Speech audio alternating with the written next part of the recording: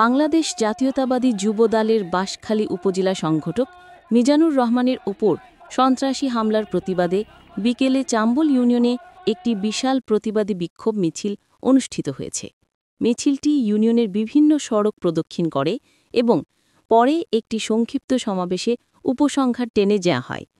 সমাবেশে উপস্থিত ছিলেন চাম্বল ইউনিয়ন যুব দলের নেতা ইব্রাহিম, চাম্বল ইউনিয়ন বিএনপির নেতা মোহাম্মদ মঞ্জুর, চাম্বল বিএনপি নেতা মোহাম্মদ আইয়ুব এবং চাম্বল ইউনিয়ন যুবদল নেতা মোহাম্মদ জাইনাল।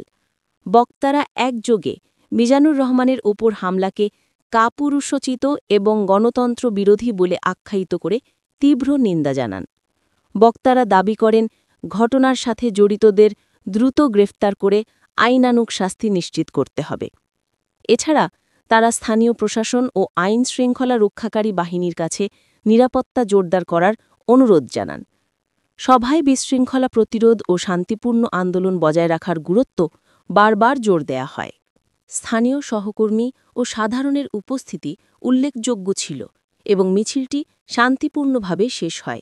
দলের নেতা কর্মীদের উপর হামলা করে মিজানের উপর যেভাবে হামলা হয়েছে সেভাবে যদি বাঁশখালী তার কোনো জায়গায় হামলা হয়, জাতীয়তাবাদী যুবদল তার তাৎক্ষণিক ব্যবস্থা গ্রহণ করবে।